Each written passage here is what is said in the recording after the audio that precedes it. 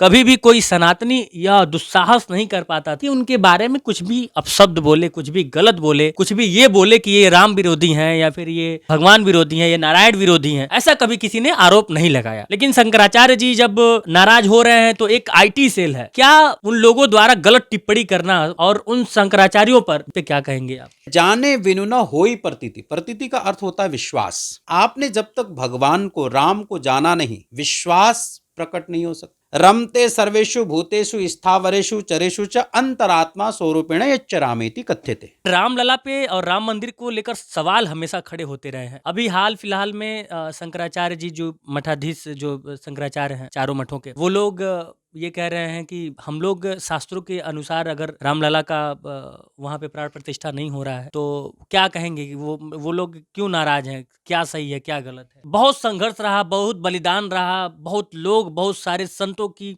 एक बहुत बड़ी अभिलाषा थी, जिज्ञासा थी कि रामलला फिर से जो है उस मंदिर में विराजमान हो। बाबर आया, मस्जिद तोड़ा, उसके बाद से फिर लड़ाइयां चली। पूरी धरती राममय हो, राम राज्य की स्थापना हो और कलयुग सतयुग में परिणित हो। मनुष्य को स्वर्ग जाना ना पड़े बल्कि स्वर्ग ही धरा पर आए। क्या सुंदर परिकल्पना रही होगी उस महापुरुष की। इस वक्त पूरे देश में जो माहौल है वो पूरा राममय है और हर जगह मतलब देश के कोने कोने से संतों को इनविटेशन मिला है 22 तारीख के लिए कि वो अयोध्या पधारें। ऐसे में कई सारे ऐसे संत हैं जिन्होंने मतलब कि जैसे शंकराचार्य जी लोग हो गए, उन्होंने नाराजगी थोड़ी जाहिर की है। बहरहाल गोरखपुर से सिर्फ और सिर्फ 3 लोगों को जो है ये इनविटेशन मिला है, जिनमें से एक लोग स्वयं मुख्यमंत्री जी हो गए और एक लोग हमारे साथ हैं इस समय स्वामी अर्जुनानंद जी, और एक और कालीबाड़ी के जो महंत जी हैं उनको मिला है।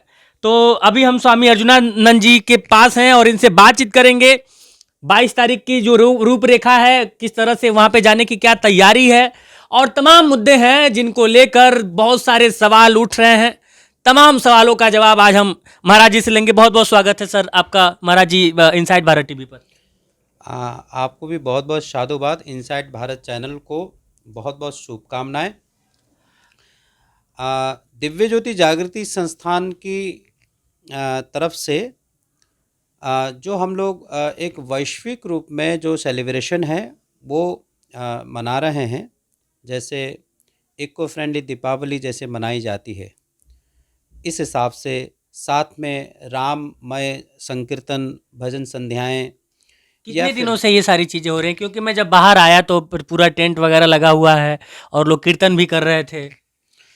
देखिए, हम जो रामलला प्राण प्रतिष्ठा समारोह के उपलक्ष्य पर हम प्रभु की कथा यहाँ 5 दिवसीय कर रहे हैं।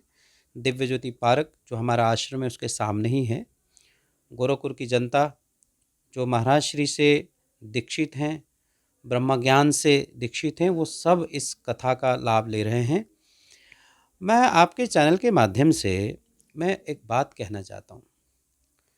हमारे संत महात्मा राम भक्त जिन्होंने कई सौ वर्षों तक तपस्या की, बलिदान दी और विधिवत संघर्ष किया, और उस संघर्ष का परिणाम आज हम 22 जनवरी को प्राण प्रतिष्ठा समारोह के रूप में मना रहे हैं।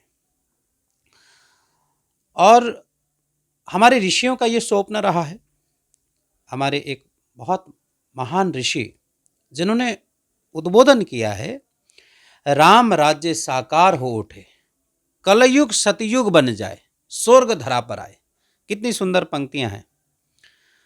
और इन पंक्तियों के माध्यम द्वारा मैं समस्त राम भक्तों का ध्यान आकर्षित करना चाहूँगा कि एक ऋषि की परिकल्पना है कि पूरी धरती राममय हो, राम राज्य की स्थापना हो और कलयुग सतयुग में परिणित हो। मनुष्य को स्वर्ग जाना ना पड़े बल्कि स्वर्ग ही धरा पर आए। क्या सुंदर परिकल्पना रही होगी उस महापुरुष की। परंतु ये सब कैसे होगा? ऐसे महान अभियान कैसे पूरे होंगे? इसके लिए हमें क्या करने की आवश्यकता है? समाज को क्या सूत्र देने की आवश्यकता है? गोस्वामी तुलसीदास जी की कुछ पंक्तियां हैं जो रामचरितमानस में वर्णित हैं। गोस्वामी जी ने लिखा है बालकांड में, जाने बिनु न होई प्रतीति, बिनु प्रतीति हो ही नहीं प्रीति, प्रीति बिना नहीं भगति दृढ़ाई, जिमी खगपति जल के चिकनाई। देखिए इसकी जो चौपाई की व्याख्या है बहुत मर्म से परिपूर्ण है। जो राम के भक्त हैं, जो ईश्वर के भक्त हैं, उनके लिए हमारे गुरुदेव दिव्य गुरु श्री आशुतोष महाराज जी ने अक्सर कहा है कि राम को मानो मत, राम की भी मानो, राम को जानो भी। और गोस्वामी जी ने कहा कि बगैर जाने राम की भक्ति की परिकल्पना हो नहीं सकती। इसलिए वो कहते जाने बिनु न होई प्रतीति। प्रतीति का अर्थ होता है विश्वास। आपने जब तक भगवान को, राम को जाना नहीं, विश्वास प्रकट नहीं हो सकता। और बगैर विश्वास के प्रीति माने प्रेम उद्घाटित हो ही नहीं सकता। प्रेम और विश्वास के बगैर भक्ति में प्रगाढ़ता, दृढ़ता आ ही नहीं सकता है। और आपके अंदर यदि दृढ़ता नहीं है, आपके अंदर प्रगाढ़ता नहीं है, विश्वास और प्रेम का अभाव है, तो फिर हमारी भक्ति कैसी है? जैसे तेल और जल को आपस में मिलाया जाए, लगता है मिल गया, परंतु थोड़ी ही देर में वो अलग हो जाते हैं। इसीलिए मैं प्रभु राम के भक्तों को, समस्त देशवासियों को आपके चैनल के माध्यम से ये भी मैं कहना चाहता हूँ कि भगवान राम जो कण कण में विराजमान है। मार्कंडेय पुराण का एक श्लोक है, क्षमा करें, स्कंद पुराण का एक श्लोक है जो मार्कंडेय ऋषि जी ने लिखा है, रमते सर्वेषु भूतेषु स्थावरेषु चरेषु च अंतरात्मा स्वरूपेण यच्चरामेति कथ्यते। राम रमण करने वाली शक्ति है, आत्मा के रूप में हर जन जीवन में व्याप्त हैं। उस राम को जानने की बात हमारे समस्त शास्त्र, ग्रंथ और ऋषिगण कहते हैं। इसलिए जब प्रत्येक मनुष्य धरती का जब उस राम को जानेगा, राम को ज्ञान के द्वारा आंतरिक जगत में देखेगा, तभी राम राज्य की परिकल्पना की जा सकती है। एक सवाल काफ़ी जोरों से, जैसे राम मंदिर को लेकर खैर विवाद तो 500 साल की ये तपस्या है, 500 साल से जो है रामलला को हम लोग चाहते थे। और अभी आपने उसका जिक्र भी किया शुरू में कि बहुत संघर्ष रहा, बहुत बलिदान रहा, बहुत लोग, बहुत सारे संतों की एक बहुत बड़ी अभिलाषा थी, जिज्ञासा थी कि रामलला फिर से जो है उस मंदिर में विराजमान हो। बाबर आया, मस्जिद तोड़ा, उसके बाद से फिर लड़ाइयाँ चली, कई सारे बलिदान हो गए रामलला के लिए। और अब जाके जो है 500 साल बाद यह अवसर आ रहा है कि रामलला अयोध्या में अपने जन्मभूमि पर विराजमान होंगे। उनका भव्य मंदिर का निर्माण हो चुका है और प्राण प्रतिष्ठा होगी 22 तारीख को। लेकिन रामलला पे और राम मंदिर को लेकर सवाल हमेशा खड़े होते रहे हैं। अभी हाल फिलहाल में शंकराचार्य जी जो चारों मठाधीश जो शंकराचार्य हैं चारों मठों के, वो लोग ये कह रहे हैं कि हम लोग शास्त्रों के अनुसार अगर रामलला का वहाँ पे प्राण प्रतिष्ठा नहीं हो रहा है तो क्या कहेंगे कि वो लोग क्यों नाराज हैं? क्या सही है, क्या गलत है? देखिए, आदिगुरु शंकराचार्य के द्वारा प्रतिष्ठित जो 4 पीठ हैं, वो जितने भी सनातन धर्मावलंबियों के लिए बहुत सम्माननीय पीठ हैं। धर्म के दृष्टिकोण से जो भी पीठ हैं शंकराचार्य के, वो वंदनीय हैं। इसलिए इस विषय पर टिप्पणी करना मुझे नहीं लगता कि बहुत उचित होगा। परंतु यह भी मैं कहना चाहता हूँ कि पूरा भारत, पूरा विश्व महापर्व मना रहा है और 22 जनवरी को रामलला प्राण प्रतिष्ठा समारोह विश्व मनाएगा। हर जगहों पर भजन संकीर्तन हो रहे हैं और हनुमान चालीसा का पाठ हो रहा है और कई जगहों पर यात्राएं निकल रही हैं। विभिन्न प्रकार से जैसे जैसे जनसमूह अपने अपनी क्रिएटिविटी के आधार पर राम को प्रसन्न करने में और इस वैश्विक पर्व के साथ सम्मिलित हो रहा है। इसलिए हम यही कहना चाहते हैं कि इस वैश्विक पर्व को सभी मिल करके हर्ष उल्लास के साथ मनाएं और जन जन में राम प्रतिष्ठित हों, जन जन के भीतर राम के लिए भावनाएं और श्रद्धाएं जागृत हो। ये प्रयास समस्त धर्माचार्यों का और सभी संगठनों का होना चाहिए। सिर्फ 3 लोगों को जो है गोरखपुर से निमंत्रण मिला है वहाँ पे जाने के लिए, उनमें से एक आपका भी नाम है। कैसा लग रहा है आपको? कैसा, मतलब एक संत के लिए क्या इससे बड़ा भी दिन हो सकता है कि जिस दिन, क्योंकि एक बहुत बड़ी अभिलाषा होती है, सब लोग चाहते हैं कि उस दृश्य का सब लोग जो है साक्षात गवाह बने। हर कोई, हर किसी की मंशा है जो भी सनातन धर्म को मानता है। और वैसे में गोरखपुर एक, मतलब कि यहाँ पे तमाम संत हैं, तमाम लोग हैं, लेकिन सिर्फ 3 लोगों को यह मौका मिल रहा है। एक खुद मुख्यमंत्री जी की, जो कि जो है खुद गोरक्ष पीठ के महंत हैं, कालीबाड़ी के महंत जी, और तीसरा आपको। कैसा लग रहा है आपको? सबसे पहले तो हृदय से बहुत आनंद अनुभव हो रहा है, और आनंद के साथ में उन महापुरुषों के संघर्षों को याद करने का ये दिन है, उनको श्रद्धांजलि देने का भी ये दिन है।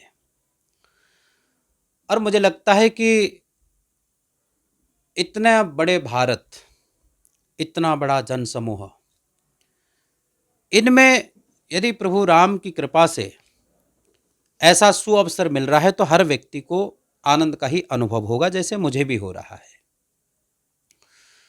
और साथ साथ में हम लोग का जो जीवन है, राम को पढ़ के, राम को सुन के और राम को गा कर के हम लोग का पूरा जीवन बीत रहा है, आगे की ओर बढ़ रहे हैं। बचपन से लेकर के अभी तक हम लोग ने राम को पढ़ा है, राम को सुना है और हमको गाया है। और पूरे जन जन में, जन चेतना के अंदर, जनमानस के अंदर राम की चेतना जागृत हो, ये कार्य हम पिछले कई वर्षों से कर रहे हैं। हम राम कथा को गाना और साथ में राम कथा की ऑर्गेनाइज करना, उसकी व्यवस्था करना, जितना हम लोग ने राम कथाएं नहीं गाई उससे ज़्यादा करवाए हैं पूरे पूर्वांचल के अंदर। हमें यहाँ पर कम से कम 20-22 वर्ष हो गए हैं कार्य करते हुए। एक लंबा वक्त बीता है।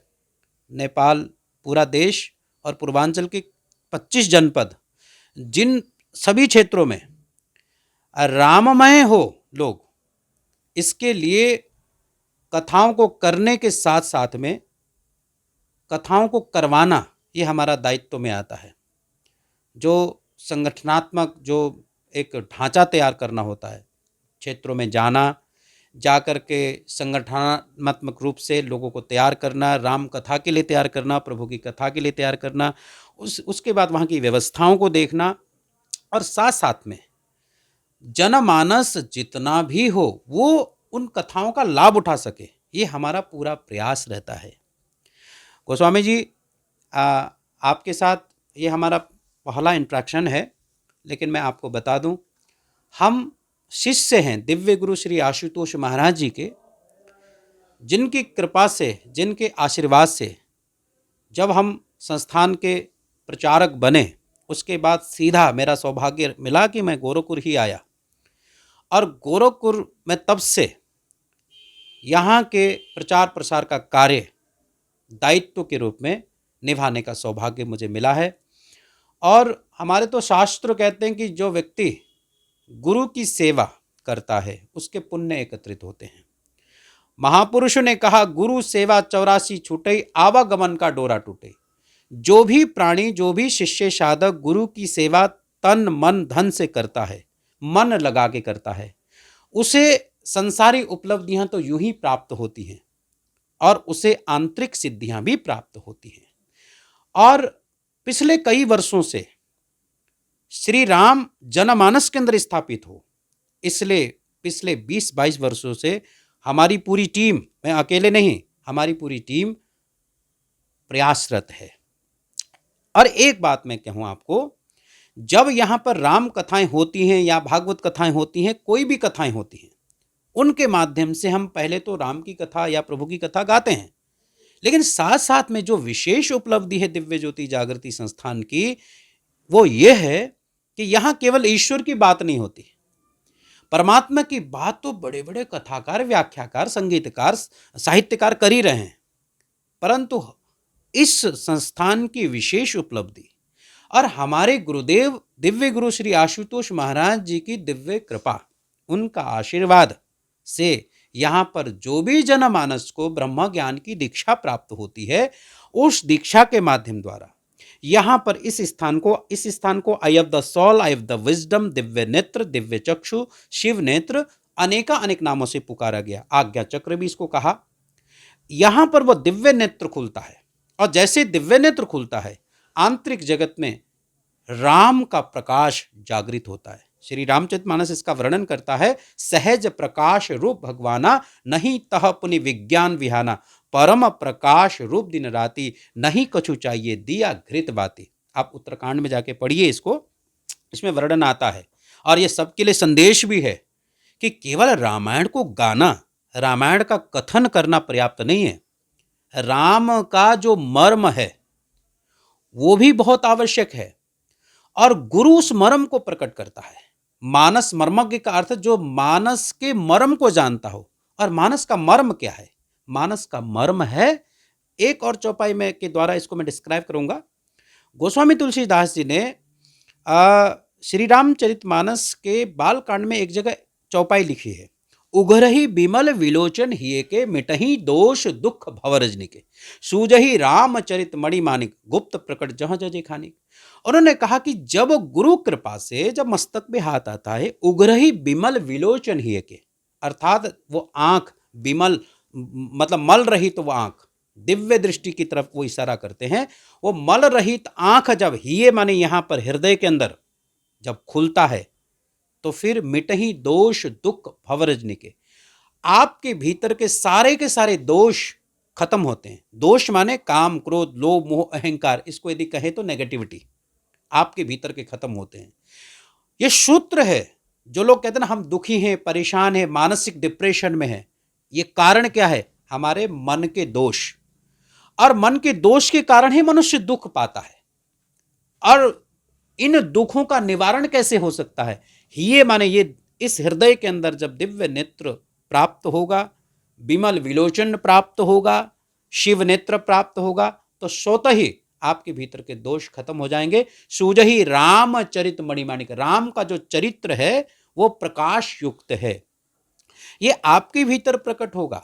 और जैसे ही ये प्रकाश स्वरूप परमात्मा जो राम है वो प्रकट होंगे, उसके बाद साधक नित्य ध्यान करेगा, मानसिक शीतलता को प्राप्त करेगा, मानसिक आनंद की अनुभूति करेगा। धीरे धीरे उसका मन फिल्टराइज होगा। जैसे पानी को भी हम फिल्टर करके पीते हैं ना, वैसा ही हमारा मन उस वास्तविक ध्यान सूत्र के द्वारा फिल्टराइज होने लगेगा, मन पवित्र होने लगेगा, मन बहुत अच्छा महसूस करने लगेगा। इस दुनिया में मन ही देवता है, मन ही शैतान है, मन ही प्रकाश है ना। इसलिए महापुरुष कहते हैं इस मन के साथ हमें अच्छा बनाने के लिए हमें ऐसे ब्रह्म ज्ञान की, ध्यान विद्या की सूत्र की आवश्यकता होती है। और जब हम ऐसे पूर्ण सद्गुरु के द्वारा, ब्रह्म ज्ञान के द्वारा, दिव्य नेत्र के द्वारा ईश्वर की अनुभूति करते हैं, आंतरिक जगत में देख लेते हैं, तदुपरांत हमारे भीतर ध्यान विधि प्राप्त होता है। तो नित्य ध्यान करने से हमारे भीतर अथाह सुख शांति की प्राप्ति होती है, और यही सूत्र दिव्य गुरु श्री आशुतोष महाराज जी प्रदान करते हैं। एक आखिरी सवाल गुरुजी, चूंकि यह सवाल पूछना मेरे लिए अति आवश्यक इसलिए भी है क्योंकि जब बात संतों की हो, और संतों में और ऋषि मुनियों में, हमारे देश ने, भारतवर्ष में कई सारे ऋषि मुनि हुए, और सबके अलग अलग आचरण है, सबकी अपनी अपनी उपलब्धियां हैं, सबके अपने अपने अलग अलग अस्तित्व हैं, और कई सारे लोगों की बहुत महान महान गाथाएं हैं। इसमें से एक नाम आता है ऋषि दुर्वासा का, जो कि क्षण भर में मतलब तुरंत गुस्सा हो जाते थे, नाराज हो जाते थे, लेकिन कुछ भी हो जाते थे, कभी भी कोई सनातनी या दुस्साहस नहीं कर पाता था कि उनके बारे में कुछ भी अपशब्द बोले, कुछ भी गलत बोले, कुछ भी ये बोले कि ये राम विरोधी हैं, या फिर ये जो है भगवान विरोधी हैं, ये नारायण विरोधी हैं। ऐसा कभी किसी ने आरोप नहीं लगाया। लेकिन शंकराचार्य जी जब नाराज हो रहे हैं तो एक IT सेल है, मैं किसी पार्टी का नाम नहीं ले रहा हूँ, ये विषय राजनीतिक बिल्कुल नहीं है। लेकिन क्या उन लोगों द्वारा गलत टिप्पणी करना और उन शंकराचार्यों पर जो मतलब कि ऐसे तो वहाँ पे नहीं बैठे हैं, कुछ तो काबिलियत है, कुछ तो बात है, और बहुत बड़े बड़े कई लोगों से यह प्रश्न पूछा गया तो उन्होंने तुरंत हाथ जोड़ लिया कि मेरी औकात ही नहीं है। बड़े बड़े कथाकार ने हाथ जोड़ लिया कि मेरी औकात ही नहीं कि मैं उनके ऊपर टिप्पणी करूं। लेकिन ऐसे में जब उनके ऊपर गलत टिप्पणी हो रही है तो उस पर क्या कहेंगे आप? सर्वप्रथम बहुत अच्छा प्रश्न है आपका मेरे भाई। मैं यही कहना चाहता हूँ कि ऋषि दुर्वासा जी भागवत में पढ़े जाते हैं। भगवान कृष्ण के गुरु हैं वो। स्वयं भगवान के गुरु है, नारायण के गुरु भगवान हैं। के कृष्ण के गुरु कहे, आध्यात्मिक गुरु कहे जाते हैं। और भगवान श्री कृष्ण के गुरु होने के नाते ऋषि दुर्वासा जी ने जहाँ जहाँ भी क्रोध की बात आती है वो कल्याण के लिए उन्होंने किया है। उन्होंने जिसके ऊपर भी क्रोध भी किया है तो उन्होंने पाप का ही नाश किया है। और दूसरी बात, आदरणीय शंकराचार्यों का जहाँ तक वर्णन आता है, निसंदेह हमारे भारतवर्ष के लिए पूजनीय है, सम्माननीय है। और पूज्य संतों के लिए मैंने पहले कहा कि कटाक्ष करना उचित मैं नहीं समझता। परंतु ये भी जाते जाते मैं कहना चाहता हूँ आपसे, ये आपका अंतिम प्रश्न है तो अंतिम बात भी मैं कहना चाहता हूँ कि गुरु कौन है, किसको आप गुरु मानते हैं, गुरु के पद पर कौन आसीन हो सकता है? हमारे शास्त्र प्रमाण देते हैं। आप हनुमान चालीसा से ही लीजिए ना, श्री गुरु चरण सरोज रज निजमन मुकुर सुधार, वर्णो रघुवर विमल यशु जोदायक फल चार। ऐसे गुरु के चरण धूलि को मस्तक पे लगाना चाहिए जो गुरु 4 फल देता है। वो 4 फल कौन कौन से हैं? संत ऋषियों ने कहा गुरु की परिभाषा, ऐसे नहीं कि किसी को भी आप गुरु मान लें। भगवा वस्त्र धारण करना गुरु की परिभाषा नहीं है। वेश देख मत भूलिए, पूछ लीजिए ज्ञान, मोल करो तलवार का, पड़ा रहने दो म्यान। वेश संत की परिभाषा नहीं है। कौन है फिर संत? तो हनुमान चालीसा के माध्यम द्वारा जो वर्णन आया है, मैं आपका और 2 मिनट ले सकता हूं, है ना? हाँ। तो उसमें यह वर्णन आया है कि वही गुरु है जो मनुष्य के अंतर्घट में 4 चीजों को, 4 पदार्थ को प्रकट कर सकता है। और इसी विषय में संत कबीर जी ने इसकी बड़ी अच्छी मार्मिक व्याख्या की है। हालांकि ये तो इंटरव्यू है इसलिए बहुत लंबा व्याख्या नहीं हो पाएगा, लेकिन मैं संक्षिप्त में बताना चाहता हूँ ताकि आपके चैनल के माध्यम द्वारा जनसमाज को गुरु की कसौटी मिल सके। हमारे शास्त्रों में वर्णन है कि अंतर ज्योत जले निरंतर, आप देखे मोहि दिखावे, साधो सो सदगुरु मोहि भावे। अनहद नाद बजे घट माही, आप सुने मोहे सुनावे, साधो सो सदगुरु मोहि भावे। श्वास श्वास में सुमरन होते, आप करे मोहे करावे, साधो सो सदगुरु मोहि भावे। अमृत बूंद झरे घट माही, आप पीवे मोहे पीवावे, साधो सो सदगुरु मोहि भावे। कहत कबीर सुनो भाई साधो, यह पद है अलवेला, जिसका यह कोई भेद बतावे, सोई गुरु में चेला। शास्त्रों में वर्णन है। अब इसकी व्याख्या यह है, जैसे हम भगवान विष्णु के 4 हाथों में 4 आयुध देखते हैं। सुदर्शन चक्र ये प्रतीक है ईश्वर प्रकाश रूप में आपके घट के भीतर में। सभी वेद शास्त्रों में ईश्वर को प्रकाश ही कहा। रामचरितमानस सहज प्रकाश, श्रीमद् भागवत गीता ज्योति सामपि तज्ज्योतिष, प्रकाश कहते हैं। पाश्चात्य ग्रंथ भी कहते हैं गॉड इज लाइट, परमात्मा प्रकाश रूप है। और इसी बात को हमारे अन्य ग्रंथों में भी, हमारे धर्म गुरुओं में भी ज्योत रूप हरि गुरु नानक आप कहा है। गुरु नानक साहब कहते हैं वो ज्योत स्वरूप हैं, इसलिए हम मंदिर में जाके ज्योत जलाते हैं। आपके घट के भीतर भी ईश्वर प्रकाश रूप ज्योत रूप में ही है। इसलिए जब यहाँ दिव्य दृष्टि खुलेगी, गुरु खोलता है, आपके भीतर में जो ज्योत स्वरूप परमात्मा का दर्शन करा दे, ये गुरु की कसौटी, ये गुरु की प्रामाणिकता है। ऐसा गुरु आपके जीवन में कराता है, तत्क्षण गुरु दीक्षा देते समय आपके भीतर ईश्वरीय प्रकाश रूप का दर्शन कराता है। ये गुरु की कसौटी पहले नंबर। दूसरा, भगवान विष्णु जी के एक हाथ में शंख है, या भगवान शिव के हाथ में भी डमरू है। आप देखते हैं कि किसी भी महापुरुषों के पास कोई ना कोई एक कोई ना कोई शंख ध्वनि होगा या वाद्य यंत्र होगा। माँ सरस्वती के हाथ में वीणा है, ये प्रतीकात्मक है। ऐसी अनहद जो आपके भीतर ही बजता है, गुरु तत्क्षण उसी समय ज्ञान देते समय प्रकट कर देगा। उसके बाद आप मंदिर में जाकर के नाम जाप करते हैं। भगवान विष्णु जी के हाथ में गदा है, और भगवान शिव के हाथ में त्रिशूल है। ये प्रतीकात्मक हैं सारे, इंडिकेशन है ये सब कि आपके भीतर ही ईश्वर का नाम चल रहा है श्वासों में। इस दुनिया में सबसे ज़्यादा कोई कीमती है ना गोस्वामी जी, वो ना श्वास ही है। इन श्वासों में, आती जाती श्वासों में प्रभु का नाम लेने का विधान किसके पास है आज, जिसके विषय में शास्त्र कहते हैं कि महामंत्र जो जपत महेशु काशी मुक्ति हेतु उपदेशु। जिस महामंत्र का जाप शिव भी करते हैं, वह महामंत्र आपके श्वासों में है। गुरु क्या करता है, उस महामंत्र को आपके श्वासों में प्रकट करता है। जैसे इस वायुमंडल में वाईफाई लगा हो लेकिन पासवर्ड नहीं हो तो आपके पास जो है ना वो मोबाइल के साथ जोड़ नहीं पाएंगे आप, कनेक्टिविटी नहीं हो पाएगी। इसी प्रकार से ये जो नाम है ना, ये क्या है, पासवर्ड है ईश्वर तक पहुंचने के लिए। ये पासवर्ड गुरु देता है, इसलिए हमारे यहाँ नाम मंत्र, गुरु मंत्र इत्यादि नामों से पुकारा जाता है ना। असली में जो भगवान का जो नाम है जिसके द्वारा प्रभु प्रकट होते हैं, वह नाम गुरु श्वासों में प्रकट करता है। चौथा, भगवान विष्णु जी के हाथ में कमल का पुष्प है। भगवान शिव के जटाओं से गंगा निकल रही है। ये प्रतीकात्मक हैं सब कि वो अमृत, जैसे मंदिर में जाके चरणामृत का पान करके ऐसे लगाते हैं, ये प्रतीकात्मक है कि ऐसा वो अमृत आपके घट के भीतर में ही है। ये चारों चीजें जो हम बाहर प्रतीकात्मक रूप में मंदिरों में कर रहे हैं या हमारे भगवान हमें समझा रहे हैं, ये सब का सब ये आपके भीतर का प्रतीक है। क्योंकि ये शरीर ही मंदिर है। The body is the temple of living god, to enter this temple we need a perfect master. ये शरीर ही मंदिर है, इसमें पूजा होती है। क्योंकि इस शरीर के अंदर पूजन का विधान हमें सदगुरु ही बताते हैं। इसलिए ऐसे गुरु के सानिध्य में शरणागति को प्राप्त हुए लोग, जिसके माध्यम द्वारा ये चारों चीज़ों की अनुभूति हो, तब आप ध्यान और साधना और वास्तविक पूजा पद्धति में आते हैं जो शास्त्र कहते हैं। और हम बड़े सौभाग्यशाली हैं। सौभाग्य इस बात का कि रामलला प्राण प्रतिष्ठा समारोह में जाने का भी अवसर है। परम सौभाग्य इस बात का कि हमें ऐसे दिव्य गुरु मिले श्री आशुतोष महाराज जी के रूप में, जिन्होंने ये चारों फलों का ज्ञान हमें प्रदान किए हैं। और पिछले कई वर्षों से इन क्षेत्रों में इस ज्ञान का प्रचार प्रसार करने का परम सौभाग्य हमें गुरुदेव ने दिया है उन्होंने। और हम बहुत अच्छे से इस कार्य को कर रहे हैं, जन जन तक इस ज्ञान का प्रचार कर रहे हैं। साथ में इस ज्ञान के द्वारा भारत के कई जेलों में, 40 से अधिक जेलों में हमारे आश्रम हैं। हीनियस क्राइम करने वालों को भी हम लोग ने सुधारा है ध्यान के द्वारा, इसी ज्ञान के द्वारा।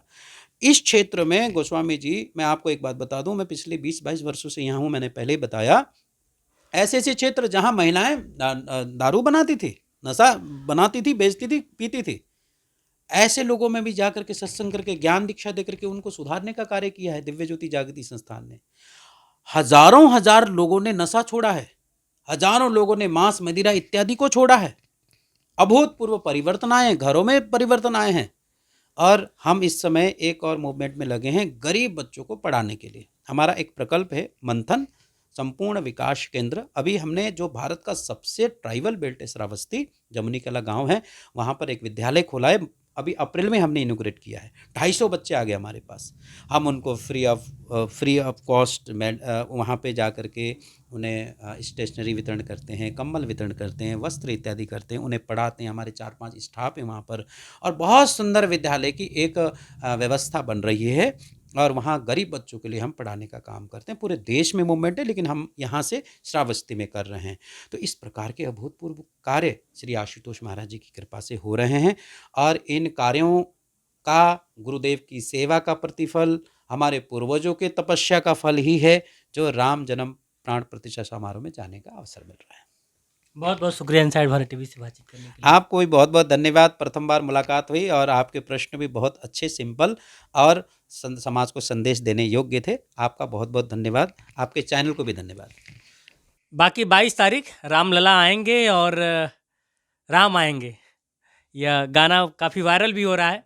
और बहुत भाग्यशाली हैं वो लोग जो इस प्राण प्रतिष्ठा के मतलब साक्षात प्रत्यक्षदर्शी बनेंगे। और हम लोग भी बहुत भाग्यशाली हैं कि जिनके मतलब कि काल में, जिनके जीते जी यह काम हो रहा है। और जब मैं ऑफ कैमरा यह बातचीत हो रही थी तो गुरुजी ने ही कहा कि हम लोगों ने उस समय जो है 500 वर्ष हो गया, कहीं ना कहीं हमारा पुनर्जन्म हुआ होगा और हमने कुछ ना कुछ तो किया होगा, उस आंदोलन में शामिल हुए होंगे, कुछ ना कुछ तो किया होगा कि हमारे रहते ये सारी चीज़ें हो रही हैं। बाकी प्रभु की लीला है, प्रभु जाने। हम तो राम वाले हैं, और राम आएंगे तो इससे ज़्यादा खुशी की बात हमारे लिए कुछ और नहीं हो सकती है। बाकी ये आध्यात्मिक विषय है, ये हमारे धर्म का विषय है। इससे परे जब हम 22 तारीख के बाद ये माइक थामेंगे तो शासन सत्ता से जिस तरह से सवाल करते आ रहे थे, करते रहेंगे। यह कवरेज करने का मकसद राम के बारे में, राम से रिलेटेड कोई भी कवरेज करने का मकसद यह बिल्कुल नहीं है कि आप हमें किसी पार्टी का समझ लें। आप पार्टी में और धर्म में भेद करना सीख लीजिए, ये आप ही के लिए नुकसानदेह है। जब आप पॉलिटिक्स को और धर्म को मिला देंगे तो दिक्कतें बढ़ जाएंगी, पक्ष के लिए भी और विपक्ष के लिए। हालांकि पक्ष का तो राम है, सब कुछ राम राम चल रहा है, लेकिन विपक्ष को इससे नुकसान होता है। मेरा ये ऐसा अनुभव है।